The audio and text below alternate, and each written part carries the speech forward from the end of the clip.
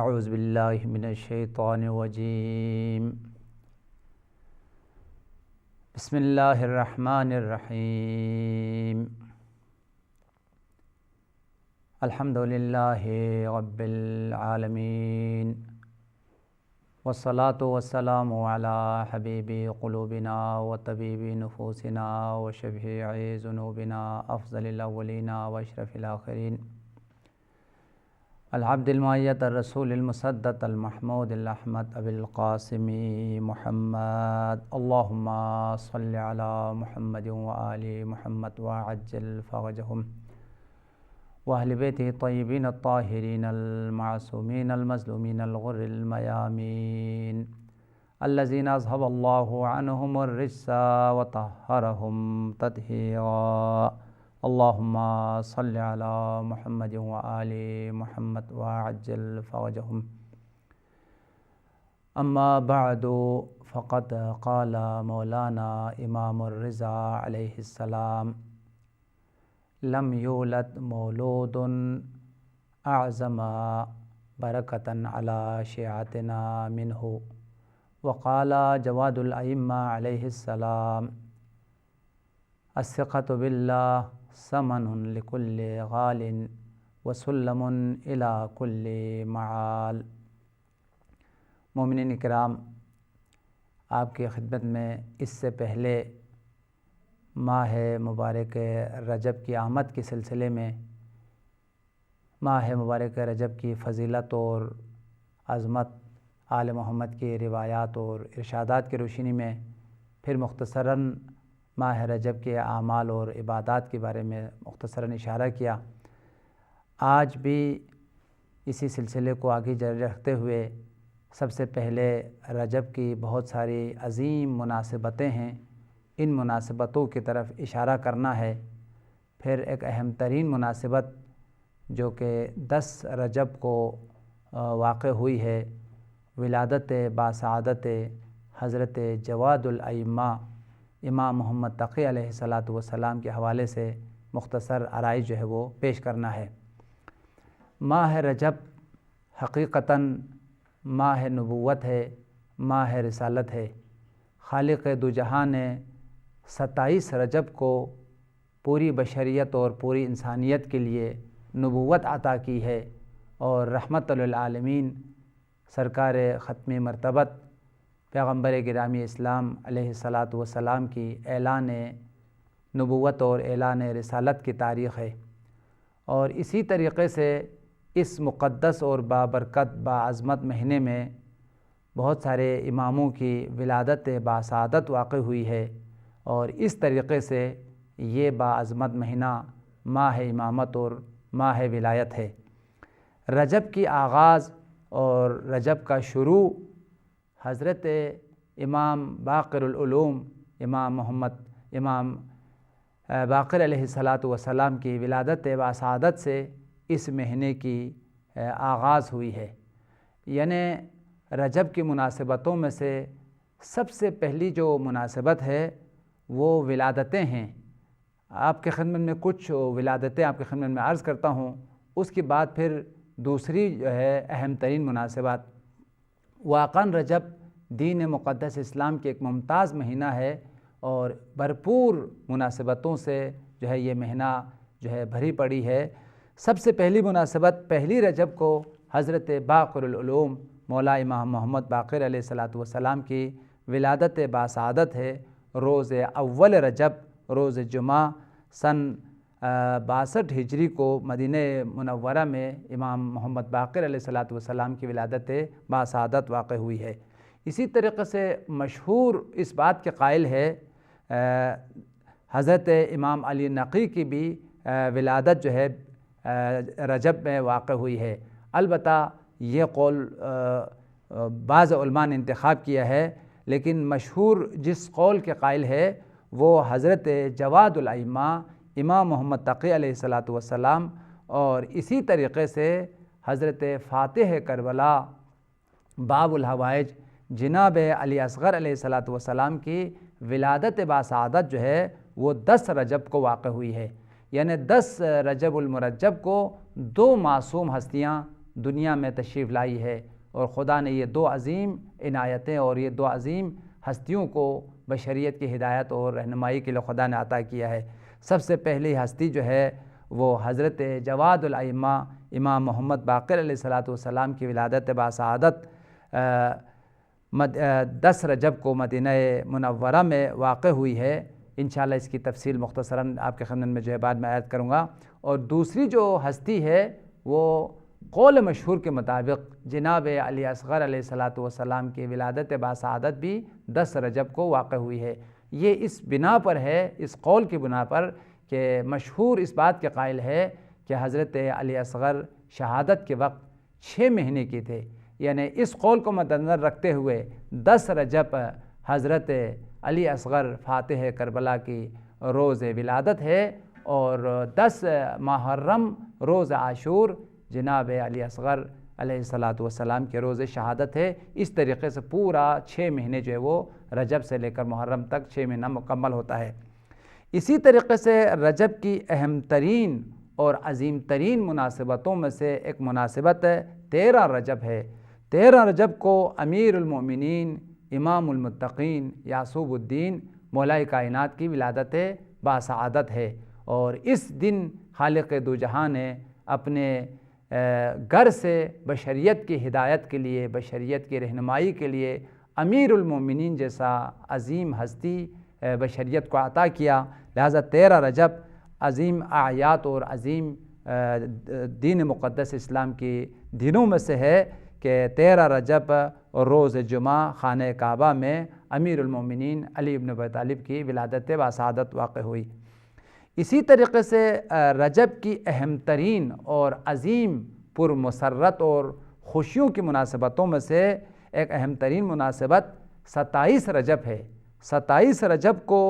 سرور کائنات ختمی مرتبت کی اعلان نبوت اور اعلان رسالت اور اولین روز نزول وحی الہی ہے۔ لہٰذا یہ دن بھی دین مقدس اسلام کے عظیم اعیاد میں سے ہے، اور انتہائی عظیم خوشی اور مسرتوں کے ایام میں سے ہے، اور اس دن کے بہت سارے اعمال ہیں، بہت سارے آداب ہیں، اور اس دن کو مسرت اور جشن منانا، خوشیاں منانا اور انتہائی جو ہے وہ اہم ہے۔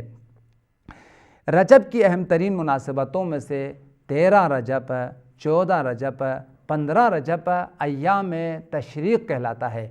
ایام تشریق انتہائی بافضیلت اور باعظمت ایام ہیں۔ ان دنوں میں روزہ رکھنے کی بہت زیادہ تاکید ہے، بہت زیادہ فضیلت وارد ہوئی ہے، اور اسی طریقے سے یہ جو 3 دن ہے 13 اور 14 اور 15، اور اس میں خصوصی اعمال بھی ذکر ہوئے ہیں، اور بہت ساری دعائیں قبول ہوتی ہے، گناہوں کی مغفرت ہوتی ہے۔ خدا اپنی رحمتوں اور برکتوں کا دروازہ ان 3 دنوں میں کھول لیتا ہے۔ یوں تو پوری رجب دعاؤں کی اجابت کا مہینہ ہے، گناہوں کی مغفرت کا مہینہ ہے، جیسے کہ خود سرور کائنات کا فرمان ہے شہر رجب شہر الاستغفار لامتی، کہ رجب کا جو مہینہ ہے میری امت کی استغفار کا مہینہ ہے، مغفرت کا مہینہ ہے، اور میری امت کے لیے نجات کا مہینہ ہے۔ تو پورا مہینہ جو ہے ماہ نجات ہے، ماہ دعا ہے، ماہ ذکر ہے، ماہ عبادت ہے۔ لیکن یہ جو 3 دن ہے، اور خاص طور پر جو اہم ترین مناسبتیں 13 رجب ہے، 27 رجب ہے، اور یہ 3 دن 13، 14، 15،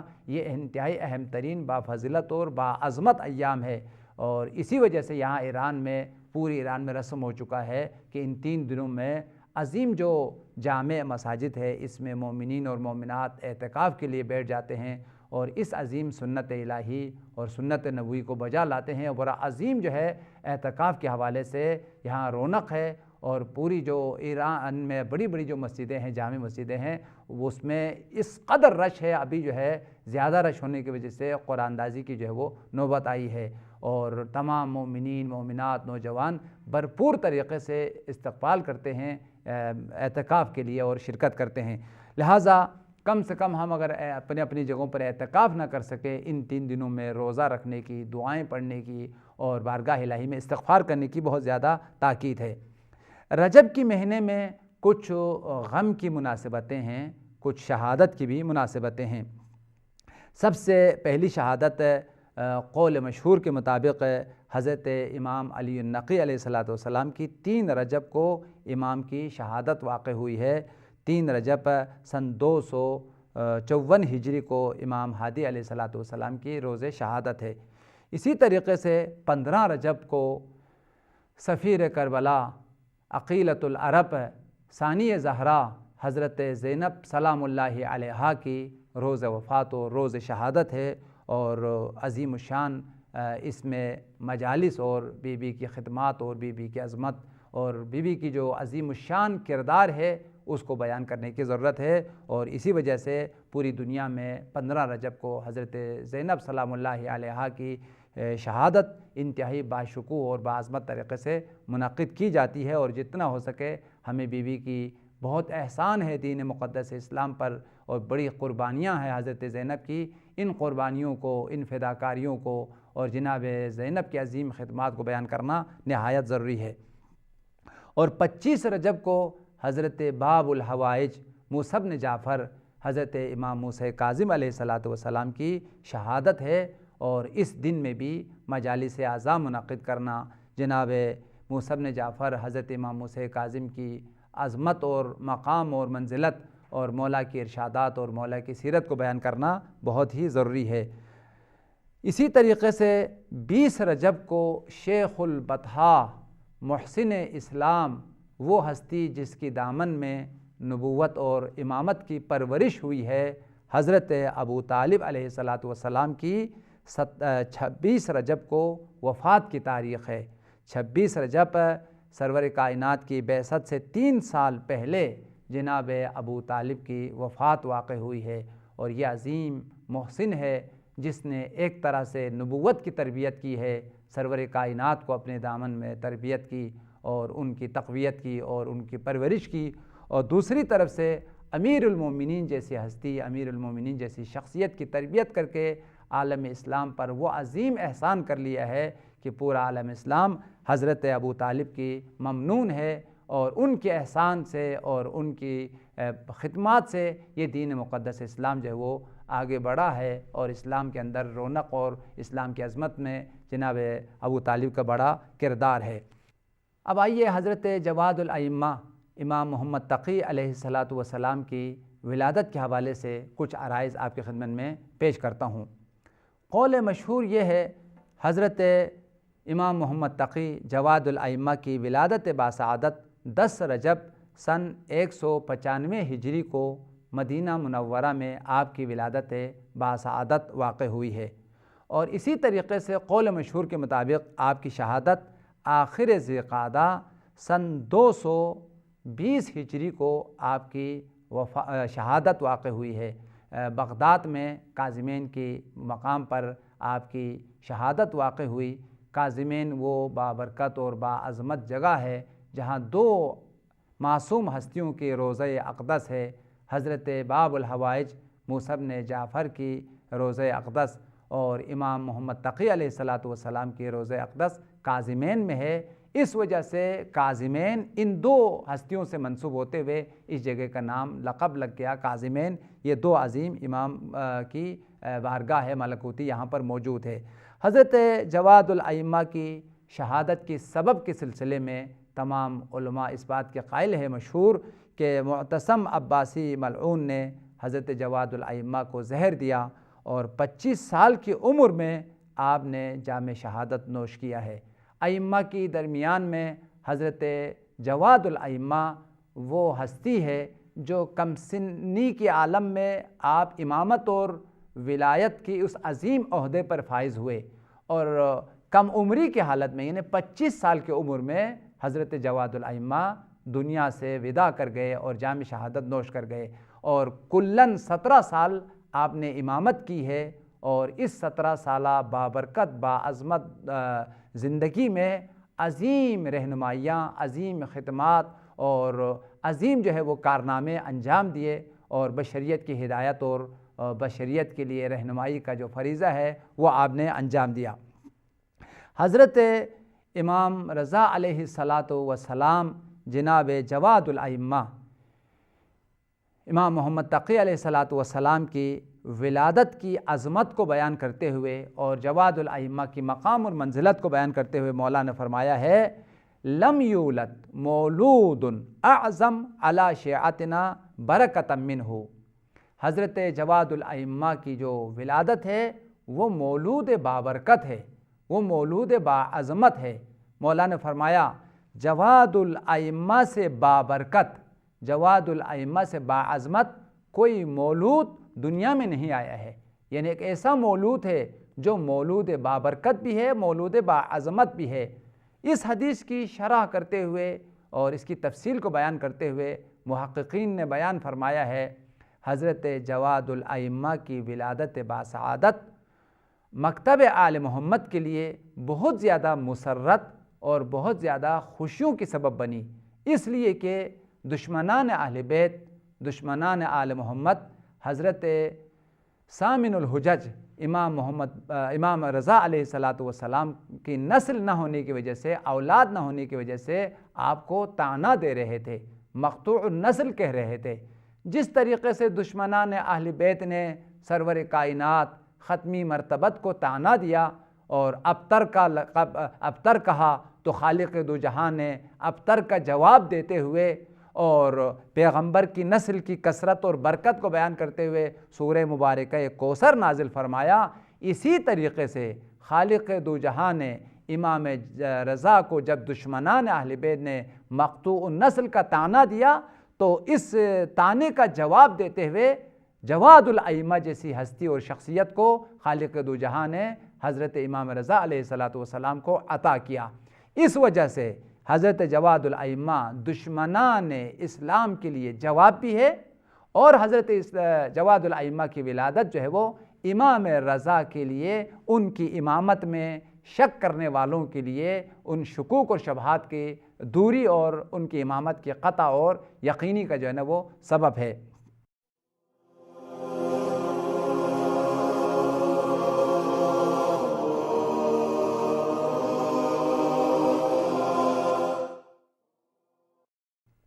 حضرت جواد الائمہ کی ولادت بہت تاخیر سے ہوئی۔ تاریخ میں لکھا ہے کہ 40 سال تک ہوئے کہ حضرت امام رضا علیہ السلام کے یہاں کوئی بیٹا پیدا نہیں ہوا، کوئی ولادت نہیں ہوئی، تو دشمنان اسلام نے امام رضا کی امامت میں شک کرنے لگے اور معاذ اللہ ان کو مقطوع نسل کا طعنہ دینے لگے۔ تو مولا نے فرمایا پروردگار عالم مجھے ایک عظیم مولود عطا کرے گا، ایک عظیم بچہ عطا کرے گا، وہ روئے زمین پر خدا کی حجت ہے، اور اسی کے ذریعے سے پروردگار عالم میری نسل کو آگے بڑھائے گا اور میری نسل کی بقا اور دوام کا سبب ہے۔ اور اس حدیث کا مصداق بن کر خالق دو جہاں نے پروردگار عالم نے رجب کی 10 تاریخ سن 195 ہجری کو حضرت ثامن الحجج کے دولت سرا میں امامت کا نور اور ولایت کا نور خالق دو جہاں نے اس تسلسل امامت کا ایک سلسلہ جواد الائمہ کا نور دنیا میں بھیجا، اور 10 رجب کو جواد الائمہ کی ولادت باسعادت واقع ہوئی۔ حضرت جواد الائمہ 5 سال، بعض محققین نے فرمایا 7 سال کی عمر میں امامت اور ولایت کے عہدے پر اس عظیم الشان مرتبے پر فائز ہوئے۔ چونکہ کم سنی کی حالت میں امام عہدے امامت اور عہدے ولایت پر فائز ہوئے تھے، اس وجہ سے لوگوں نے بہت اعتراضات کرنا شروع کر دیا۔ حضرت جواد الائمہ نے اور دیگر ائمہ طاہرین اس کا جواب دیتے ہوئے فرمایا جس طریقے سے خالق دو جہاں نے جناب عیسیٰ ابن مریم کو بچپنے کی حالت میں نبوت عطا کیا ہے اور ان کو کتاب عطا کیا ہے، خود جناب عیسیٰ نے فرمایا وَجَعَتَانِيَ الْكِتَابُ وَجَعَلَنِي نَبِيًّا، کہ جب ان کی والدہ کے اوپر شک کیا گیا تو حضرت مریم کی عصمت کو بیان کرتے ہوئے اور جناب عیسیٰ اپنی نبوت اور اپنی رسالت کو بیان کرتے ہوئے فرمایا کہ خدا نے مجھے بچپنے کی حالت میں نبوت عطا کیا ہے، رسالت عطا کیا ہے، کتاب عطا کیا ہے، میں صاحب شریعت ہوں، صاحب نبوت ہوں، صاحب رسالت ہوں۔ اور اسی طریقے جس طرح حضرت عیسیٰ کو بچپنے میں خدا نے نبوت عطا کی، رسالت عطا کی، خالق دو جہاں نے پہلا امام ہے حضرت جواد الائمہ جس کو 7 سال کی عمر میں امامت اور ولایت کا عہدہ عطا کیا ہے۔ لہٰذا امامت جو ہے وہ خدا عطا کرتا ہے، یہ ایک منصب الہی ہے، یہ ایک منصب خدائی ہے، جس کے اندر یہ صلاحیت اور یہ عظمت خدا موجود پائیں اس کو یہ عہدہ جو خدا عطا کرتا ہے۔ لہٰذا 7 سال کی عمر میں آپ امامت اور ولایت کے عہدے پر فائز ہوئے اور 25 سال کی عمر میں آپ نے شہادت پائی اور اس دار فانی سے وداع کر گئے۔ آئیے امام کی اس ولادت کے حوالے سے کچھ ہدیہ آپ کی خدمت میں مولا کے ارشادات اور مولا کے پیغامات بیان کرنا چاہتا ہوں۔ یوں تو امام کی زندگی میں ہمارے لیے بے شمار ہدایتیں ہیں، بے شمار نصیحتیں ہیں، بے شمار رہنمائیاں ہیں۔ خاص طور پر امام کے ارشادات میں اور امام کی تعلیمات میں بہت ساری اس قسم کی روایات ہیں جن میں ہمیں بہت زیادہ خدا کی معرفت کرائی گئی ہے، خدا کی عظمت و کبریائی اور بزرگی کو بیان کیا گیا ہے۔ خاص طور پر حضرت جواد الائمہ مولا امام محمد تقی کا ارشاد گرامی ہے، تم ساری امیدیں خدا کی ذات پر رکھو، سارا بھروسہ خدا کی ذات پر رکھو، اور وہ انسان جو خدا کی معرفت حاصل کرنے کے بعد خدا پر بھروسہ رکھتا ہے، خدا پر توکل کرتا ہے اور اپنی ساری امیدیں خدا کی ذات سے وابستہ کر لیتا ہے، وہ ہمیشہ خوشحالی پاتا ہے، وہ ہمیشہ کامیاب ہوتا ہے، خدا اس کی تمام امور کی کفایت کرتا ہے۔ وہ انسان جو خدا پر امید کرتا ہے، خدا پر بھروسہ رکھتا ہے، خدا اس کی پوری زندگی میں خوشحالی عطا کرتا ہے۔ جس طریقے سے حضرت ابراہیم کو نار نمرود میں پھینکا گیا تو ابراہیم خلیل نے خدا پہ امید کیا اور پروردگار عالم نے اس نار نمرود کو گلزار بنا کے، بہشت بنا کے دنیا والوں کو بتایا، جو بندے مجھ پر بھروسہ کر لیتے ہیں اس کو ہم آگ میں بھی بچا لیتے ہیں، اور اس کی آگ کو ہم نار نمرود کو ہم گلزار بنا دیتے ہیں، بہشت بنا لیتے ہیں۔ اس لیے حضرت جواد الائمہ کا فرمان ہے کہ تم اپنی زندگیوں میں خدا پر زیادہ بھروسہ کیا کرو، خدا پر زیادہ توکل کیا کرو، مادی وسائل پر اور مادی چیزوں پر اعتماد نہ کرو۔ یہ سب مسبب الاسباب خدا نے پیدا کیا ہے، اور اصل جو زندگی کا مالک ہے، حیات کا مالک ہے، دنیا کا مالک ہے، کائنات کا مالک ہے، جو مسبب الاسباب ہے، وہ خدا کی ذات ہے۔ جواد الائمہ کا ارشاد گرامی ہے، من وثق باللہ اراہ السرور ومن توکل علیہ کفاہ الامور۔ میں آپ مومنین کی توجہ چاہتا ہوں، یہ ولادت باسعادت حضرت جواد الائمہ کی مناسبت سے آپ کے لیے ایک ہدیہ ہے جو امام نے ہمیں زندگی کرنے کا طریقہ بتایا ہے، زندگیوں میں خوشیوں کو پانے کا راستہ دکھایا ہے، کیسے ہم خوشیاں پا سکتے ہیں، کیسے ہم خوشحال رہ سکتے ہیں، کس طریقے سے ہم دنیا اور آخرت میں کامیابی پا سکتے ہیں، اس طریقے کو بیان کرتے ہوئے جواد الائمہ نے یہ ارشاد فرمایا ہے، من وثق باللہ اراہ السرور۔ وہ انسان جو دل کی گہرائیوں سے خدا پر بھروسہ کرتا ہے، خدا پر امید رکھتا ہے، اپنی زندگی کی امور کو خدا پہ چھوڑتا ہے اور اپنی ذمہ داریوں کو نبھاتا ہے، تو اراہ السرور، خدا بھی اس کو پوری زندگی میں خوشیاں دکھاتا ہے۔ ہر وقت اس بندے کو جو خدا پر امید رکھتا ہے ہمیشہ خوشیاں خدا اس کو عطا کرتا ہے۔ ومن توکل علیہ کفاہ الامور۔ وہ انسان جو خدا پر توکل کرتا ہے اور اپنے امور کو خدا کے سپرد کرتا ہے، کفاہ الامور، خدا اس کی تمام امور کی کفایت کرتا ہے، تمام امور کو جو ہے وہ انجام دیتا ہے۔ اس کے بعد مولا نے ارشاد فرمایا، الثقۃ باللہ حصن لا یتحسن فیہ الا مؤمن امین۔